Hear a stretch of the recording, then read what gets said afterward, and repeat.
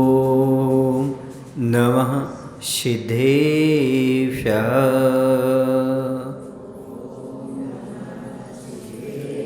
ॐ नमः सिद्धेभ्यः। ॐ नमः सिद्धेभ्यः। मङ्गलं भगवान् वीरो मङ्गलं गौतमो गणी मङ्गलं कुन्दकुन्दार्यो जैनधर्मोऽस्तु मङ्गलं जैनधर्मोऽस्तु मङ्गलं। बोलिए अहिंसा परमो धर्म की, देवादेव श्री आदिनाथ भगवान की, आचार्य गुरुदेव भगवान श्री विद्यासागर जी महाराज की। जितने लोग बैठे वैसी आवाज़ तो नहीं आ रही। आचार्य समय सागर जी महाराज की।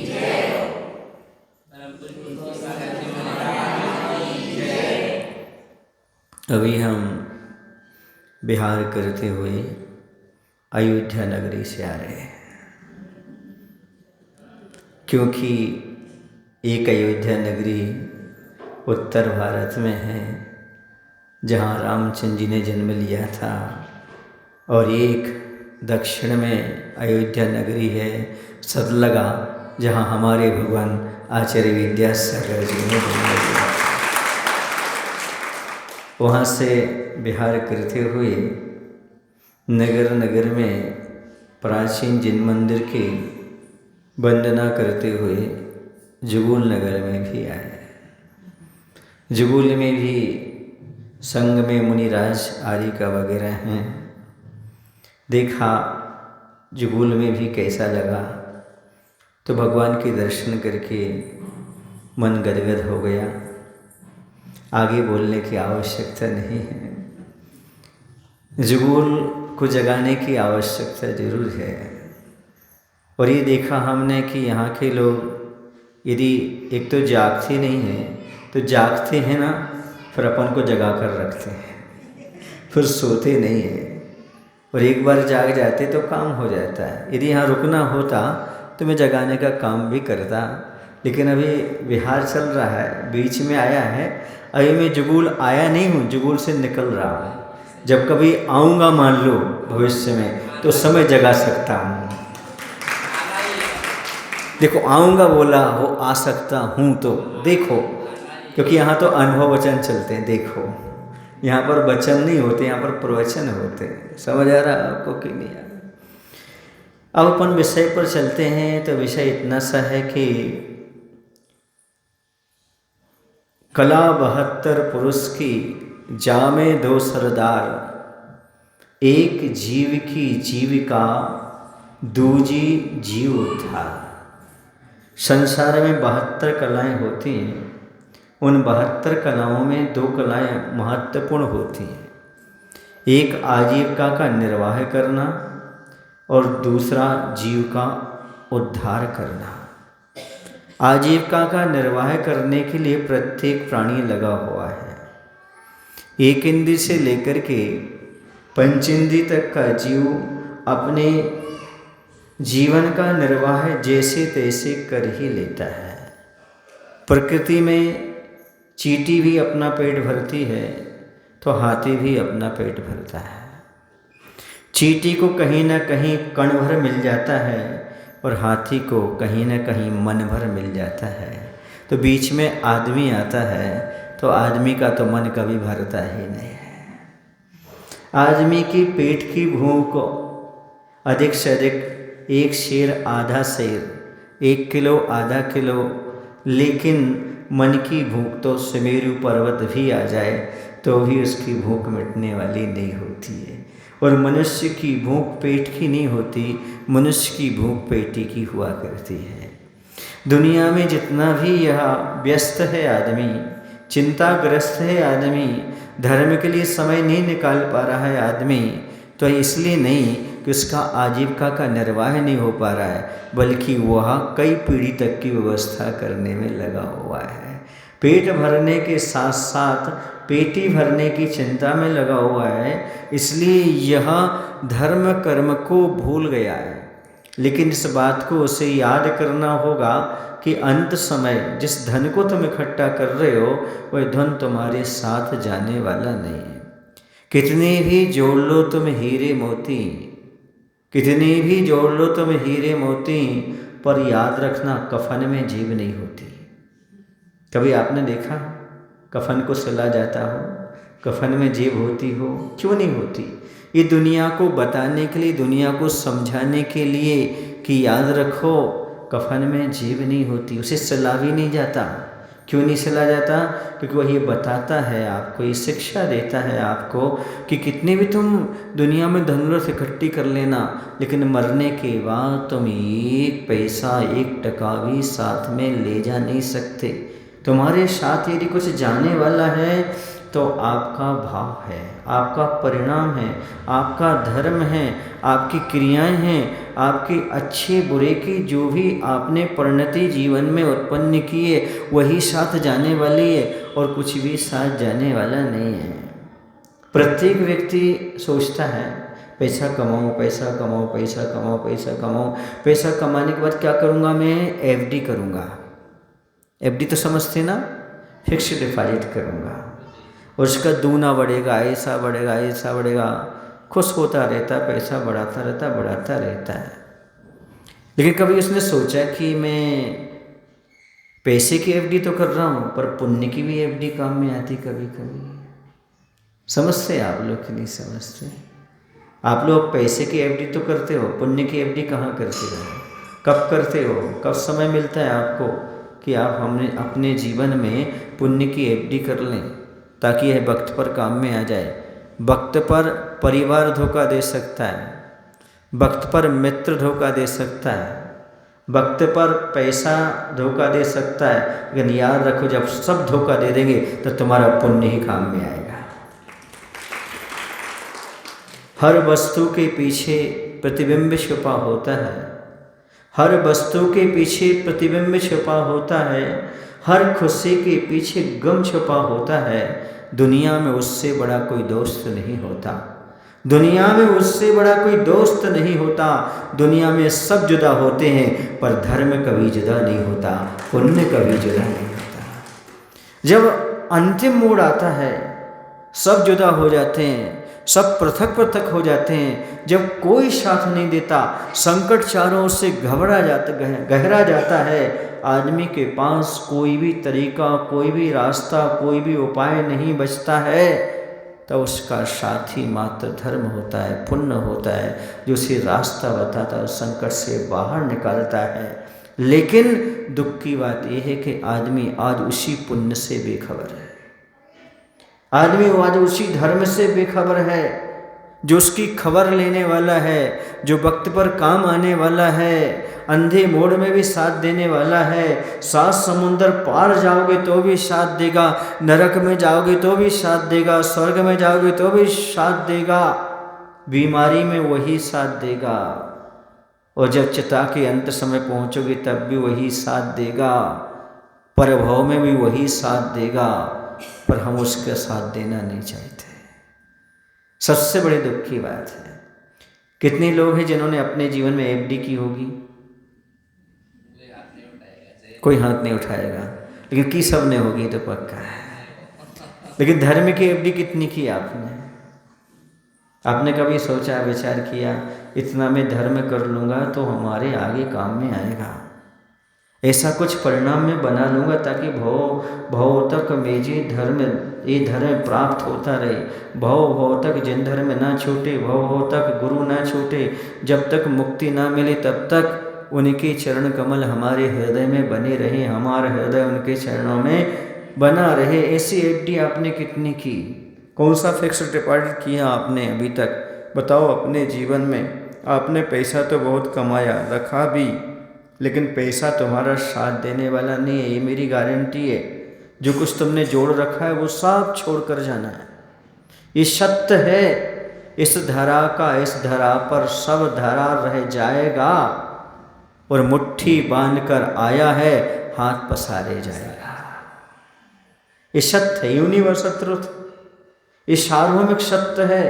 दुनिया में कहीं भी चले जाना आप, जो कुछ तुमने इकट्ठा किया है, वो सब आपको यहीं छोड़ करके जाना है। लेकिन एक बात याद रखना, उसको इकट्ठा करने में जो तुमने पाप किया है, जो परिणाम किया है, वो तुम्हारे साथ जाने वाला है।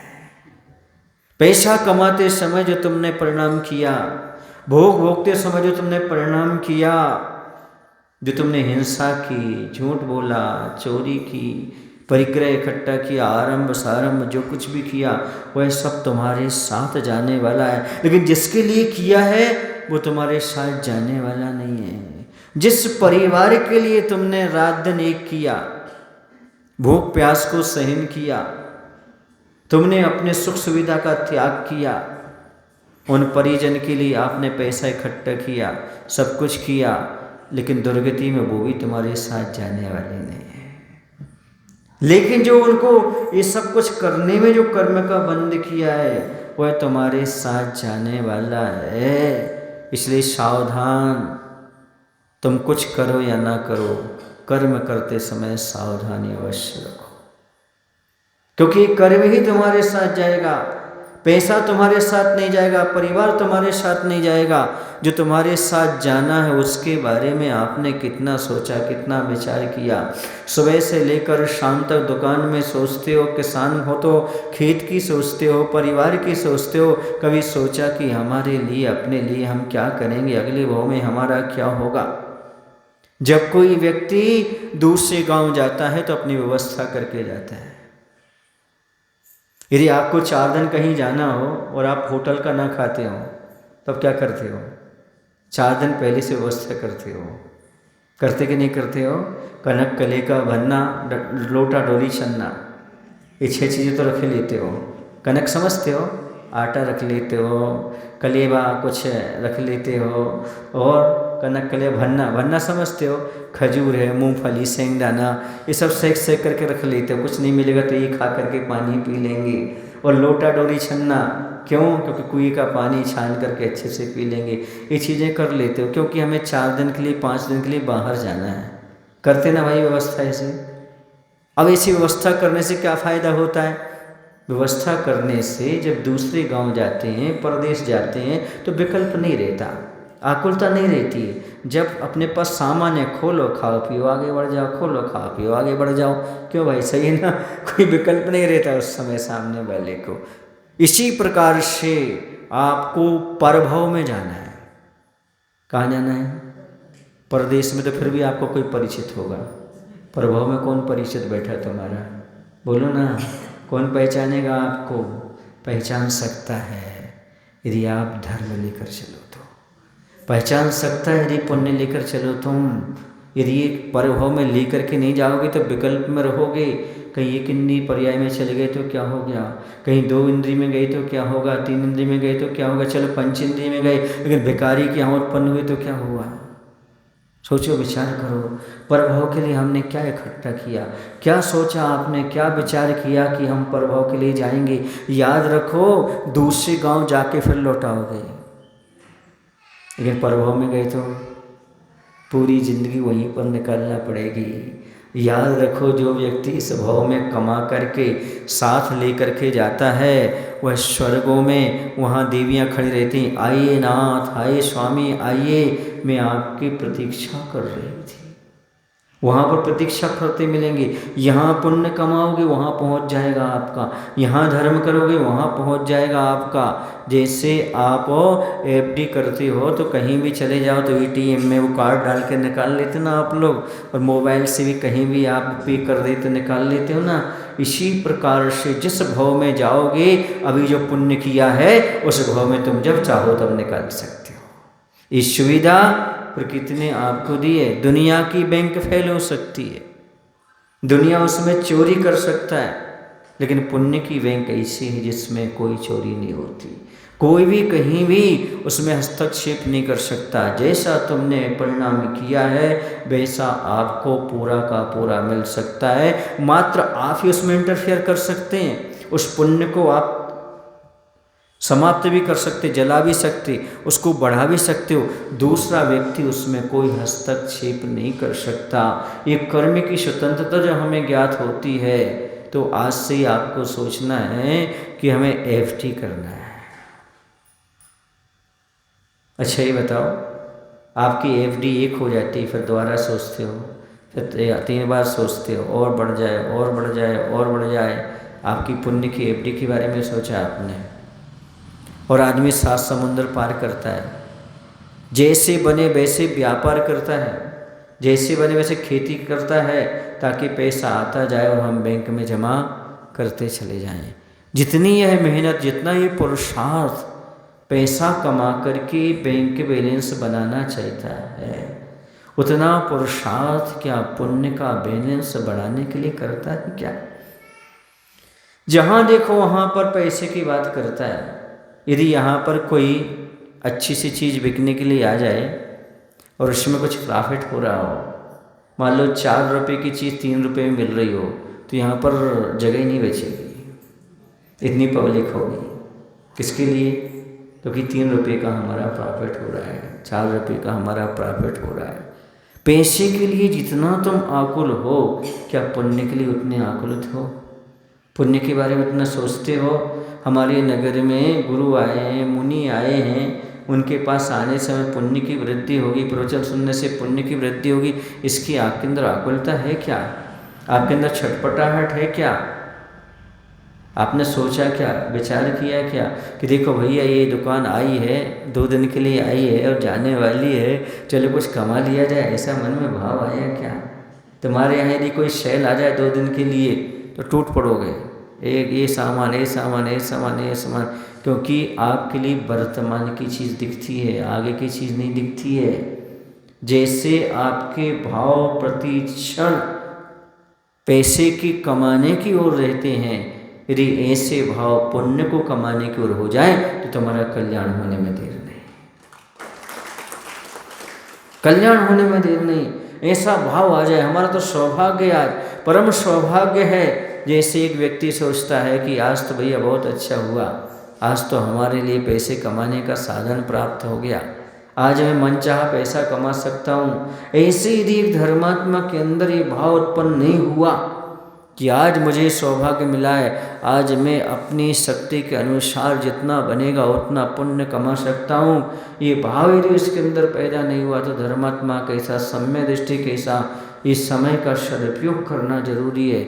और जितने समय में हम अभी जितने कर्म मान रहे हैं, वही आगे चल करके आपके भविष्य का निर्माण करने वाला है, चाहे अच्छे रूप में हो चाहे बुरे रूप में हो। समझ आ रहा ना? वरना बाद में तो पश्चाताप ही हाथ लगता है। इसलिए कहना पड़ता है, अब पछताए होत क्या, जब चिड़िया चुग गई खेत। अब पछताने से कुछ नहीं होता, अंत समय कुछ भी नहीं, बाद में ये मालूम पड़ता है कुछ भी साथ में नहीं जाता। सिकंदर को बाद में यही ज्ञात हुआ कि मैंने विश्व को जीतने की कामना की, मैंने सारी धन दौलत इकट्ठा कर ली, लेकिन अंत में उसे ये मालूम पड़ गया कि धन हमारा कोई काम में नहीं आया। आपको मालूम होगा, जो विश्वविजेता महान सिकंदर था, वह बीमार पड़ गया था अंत समय। जब बीमार पड़ गया तो उसने सारे वैद्यों को, हकीमों को, डॉक्टर्स को, सबको बुलाया और सबसे उसने कहा कि हमें ठीक कर दो, मुझे अपनी माँ से मिलना है। उन्होंने कहा बिल्कुल ठीक नहीं किया जा सकता। बोले एक काम करो, आधा राज्य ले लो और हमें ठीक करो, जितनी हमारी दौलत है, संपत्ति है ना, इसमें से आधा ले लो, लेकिन हमारे लिए ठीक कर दो, मुझे अपनी माँ से मिलना है, माँ से मिला दो। डॉक्टरों ने कहा ये संभव नहीं है, वैद्य ने कहा ये संभव नहीं है, एक काम करो, हमारा पूरा राज्य ले लो, पूरा राज्य ले लो आप। उन्होंने कहा ये भी संभव नहीं है। तो उस समय सिकंदर को ज्ञात हुआ, उसने कह दिया मेरे जनाजे से दोनों हाथ बाहर निकाल देना, ताकि दुनिया को मालूम पड़े विश्व विजेता सिकंदर के सामने दुनिया की दौलत पड़ी रही पर दोनों हाथ खाली रहे, दोनों हाथ खाली रहे, कुछ भी उसके साथ नहीं गया। उसने दुनिया को बता दिया था कि सब कुछ इकट्ठा करने के बावजूद भी साथ में कुछ भी नहीं जाता। इस सारी दौलत से हम 2 घंटे नहीं खरीद सकते। जिंदगी के पूरा समय दे करके, एक दिन में कितना समय होता है? दिन रात में 24 घंटे होते हैं। अब लगा लो उसने पूरी जिंदगी भर कितने घंटे दिए होंगे दौलत कमाने में। लेकिन पूरी जिंदगी भर दौलत कमाई, लेकिन वो पूरी दौलत, पूरी जिंदगी भर का समय देकर दौलत कमाई, लेकिन अंत समय वह दौलत से 1 घंटा भी नहीं खरीद सकता, आध घंटा भी नहीं खरीद पाया। तो मुझे मालूम पड़ा मैंने अपना मूल्य, अपने जीवन का मूल्य, समय, जो कीमती समय था वो किसको कमाने में लगा दिया, जिससे हम 2 घंटे भी नहीं खरीद सकते। तब उसको ज्ञात हुआ, उससे भान हुआ, उसके अंदर चेतना जागी। उसने दुनिया को बताया कि भी सिकंदर जब इतना कुछ भी नहीं कर पाया तो तुम लालच मत करो, लोभ मत करो, पैसे के चक्कर में इतना मत पड़ो, थोड़ा धर्म भी करो, थोड़ा समय अपने लिए भी निकालो, आत्मा परमात्मा के समझने के बारे में निकालो, वरना ये वही जीवन निकल जाएगा। बता चेतन क्या किया तूने अपने लिए, बता चेतन क्या किया तूने अपने लिए, था मनुष्य जन्म क्या पेट भरने के लिए। पेट भरना तो पशु पक्षी भी जानते हैं। आपने देखा होगा पशु पक्षियों को, देखा ना, चिड़िया को देखा ना, पक्षी को, वो क्या करती है, दाना उठाती है, खुद खाती है, हाँ, बच्चे को खिलाती है, एक घोंसला बनाती है। घोंसला समझते हैं आप लोग? हाँ, आपने क्या किया, आपने घर बना लिया, उसने घोंसला बनाया था, आपने घर बना लिया। उसने भी बच्चे पैदा किए थे, आपने भी बच्चे पैदा कर लिए। उसने रोज दाना उठा के खाता है, तुमने एक गोदाम भर के रख लिया, और क्या होता है, हाँ, पर वो गोदाम नहीं भरता, अकेले एक बार पेट भर लिया पर्याप्त होता है उसके लिए। इतना ही किया तो कौन सी बात कर ली। क्या अंतर हुआ पशु में और आप में, क्या अंतर हुआ उस चिड़िया में और आप में, कुछ तो अंतर होना चाहिए ना। बता चेतन क्या किया तूने अपने लिए, था मनुष्य जन्म क्या पेट भरने के लिए। पेट भरना तो पशु पक्षी भी जानते हैं, फिर तू क्यों मनुष्य बना कलंक लगाने के लिए। जरा विचार करो इन 4 पंक्तियों पर, तो मनुष्य क्यों बने हो, तुम इंसान क्यों बने हो। यदि मात्र पशुओं जैसा ही जीवन जीना था तो मनुष्य पर्याय पाकर के तुमने क्या किया, मनुष्य पर्याय पाकर के तुमने अपने आप पर कलंक नहीं लगाया क्या। मनुष्य होने के नाते तुम्हारा क्या कर्तव्य था, सावक होने के नाते तुम्हारा क्या कर्तव्य था, जैन होने के नाते तुम्हारा क्या कर्तव्य था, ये कभी आपने भान किया क्या, कभी आपने सोचा क्या, कभी आपने चिंतन किया क्या।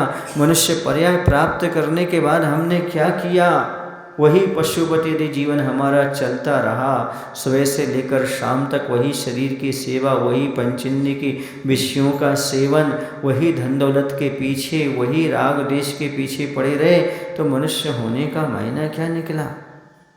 जब पद्मनंदी पंचविंशति का ग्रंथ का स्वाध्याय कर रहे थे, उसमें निकला था एक राजा और कुत्ता में ज़्यादा कोई अंतर नहीं है। क्या, एक राजा में और एक कुत्ता नाय, उसमें कोई अंतर नहीं है। पूछा क्यों अंतर नहीं है, बोले राजा भी अपनी योग्यता अनुसार पेट भर लेता है, एक कुत्ता भी अपनी योग्यता अनुसार पेट भर लेता है। बताओ कोई अंतर हुआ क्या। कुत्ता भी कहीं ना कहीं से अपना पेट भर लेता है, तो राजा भी कहीं ना कहीं से अपना पेट भर लेता है।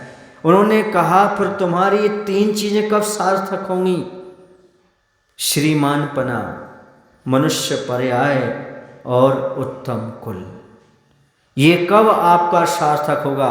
उन्होंने कहा जब दान धर्म करोगे तभी तुम सार्थक होगे। कुत्ते में और राजा में कोई ज़्यादा अंतर नहीं, वह भी अपना पेट भर रहा है, राजा भी अपना पेट भर रहा है। फिर आपको जो 3 टाइटल दिए गए, कौन से, मनुष्य पर्याय वाला एक टाइटल है, उत्तम कुल मिला ये है, और आप श्रीमान लिखते अपने आप को। ये 3 टाइटल कब आपके सार्थक होंगे। आप श्रीमान कैसे कहलाओगे, आप मनुष्य पर्याय के जीव कैसे कहलाओगे, आप मनुष्य हो, उत्तम कुल में हो, ऐसे कैसे सार्थक करोगे। तो उन्होंने कहा जब तुम दान धर्म करोगे तभी तुम्हारे 3 टाइटल सार्थक होंगे। यदि तुम दान धर्म से पीछे हटते हो तो समझना राजा और कुत्ता उसी श्रेणी में आपका भी नंबर आता है, उससे कहीं पृथक नहीं है आप। मैं नहीं कह रहा हूँ, ये आचार्य महाराज कह रहे हैं। इसलिए अभी भी चेत जाओ, समझ जाओ, अभी आपके पास समय है, आपके पास वक्त है, और वक्त रहते जो समझ जाता है वो इंसान कहलाता है, और वक्त गुजरने के बाद जिसको समझ में आता है उसे इंसान तो नहीं कहा जा सकता। बाकी जो कहते हैं तो आप समझ सकते हैं, ज़्यादा बोलने की आवश्यकता नहीं है। वैसे भी हमारा तो वक्त हो रहा है, अब आपका वक्त कब होता है मुझे पता नहीं, आपका कम वक्त है कि ज़्यादा वक्त है ये मुझे नहीं पता, पर इतना अवश्य समझता हूँ कि मेरा वक्त तो हो रहा है। समझ गए? आपको कम वक्त ही दे सकता हूँ क्योंकि मेरे पास वक्त ज़्यादा नहीं है, इतना ही पर्याप्त है। बोले महावीर भगवान की जय। आचार्य गुरुदेव श्री विद्यासागर जी महाराज की जय। बोलो हे प्रभु, हम सभी को इतनी शक्ति, इतनी बुद्धि देने की कृपा करो ताकि हम जीवन के निर्वाह के साथ साथ जीव का उद्धार भी कर सकें। नमोस्तु।